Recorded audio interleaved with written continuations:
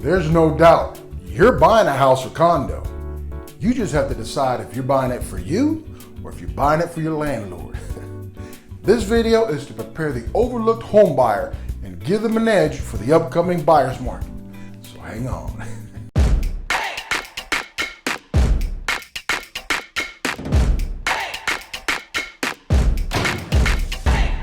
How's the housing market?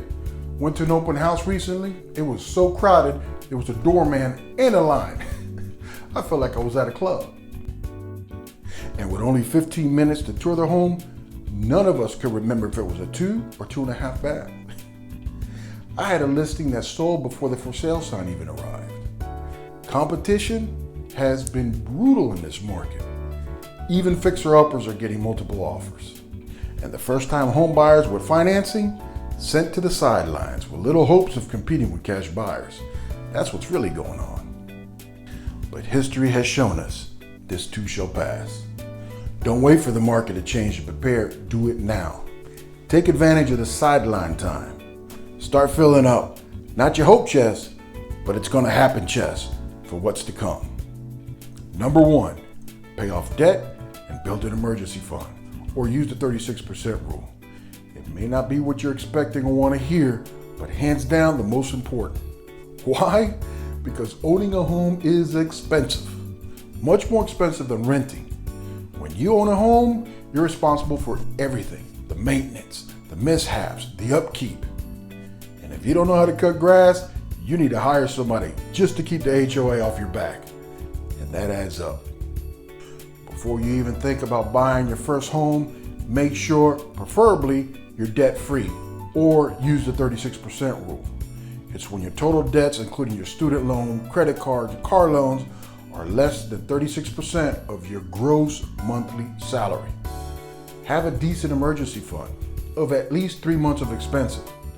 This money protects you from any financial setbacks when things go wrong, and things will go wrong. But how well you're prepared is what makes it a big setback or a little setback. Now, once you're there, stay there. Make these 4 words your mantra. Stick to the budget. Number 2, use the 28% rule. Know how much house you could afford. Before you get emotionally attached to that image of that big, beautiful house, check your monthly budget to determine how much house you could afford. Make sure your monthly housing costs are going to be no more than 28% of your gross monthly income, including HOA fees, taxes, CDDs, insurance, etc. For example, let's say you bring home $6,600 a month.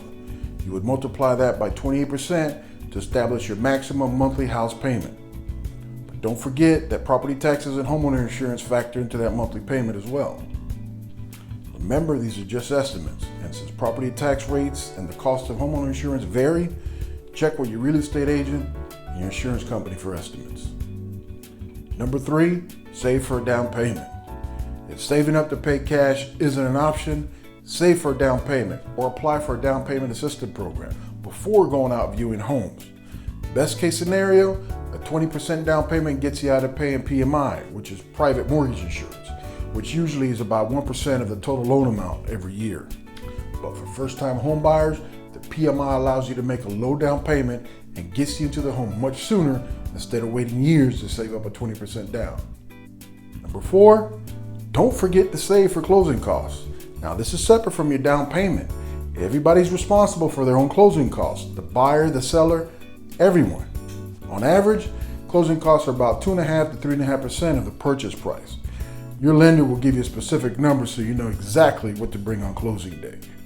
Closing cost fees for buyers include prorated HOA charges, HOA approval fees, survey fee, appraisal fee, home insurance, loan origination fee, home inspection, recording fees, and for VA loans, wood-destroying organism, title company, and attorney fees, depending on what part of the country you're in. Your fees vary depending on the city you live in, the home you buy, and the companies you end up working with. Now, the survey fee is optional. You may be able to get it for free. A lot of times you could ask the seller if they have one, and they usually do. And if it's not outdated, you can use it, and that will save you money. I encourage you to get a survey regardless. especially if the lender wants a copy of it. It's just good to have. It lets you know your boundaries and if there's any property line discrepancies. Number 5, get pre-approved before house hunting. Once you're confident you have enough saved up for closing costs and you have the down payment, you're ready to interview lenders. Make sure they're reputable in the city or town you're looking at. A seasoned real estate agent will call the lenders and verify the validity of the commitment between them and the buyer. If the lender says, hey, they just applied, we're still waiting for proof of employment, you're out. You're no longer a contender.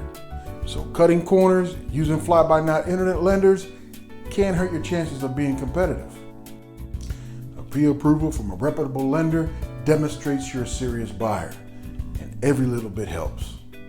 Also, if you're a first-time home buyer and you're debt-free without a credit score, there's lenders out there for you. Just got to do your research. Number 6, research neighborhoods for best fit. Don't buy a home based on the property or the price alone. Do your research on crime rates and the quality of schools around your desired neighborhood. If you're being transferred from a job, calculate the new commute time. See if it's manageable.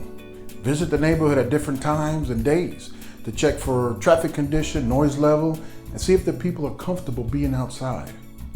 Only choose a neighborhood that you and your family feel good about. Once you narrow down the neighborhood, attend a few open houses. It's a great way to learn more about the area, and it allows you to compare homes in that neighborhood. Number 7, make a competitive offer. You can still make a competitive offer on a budget.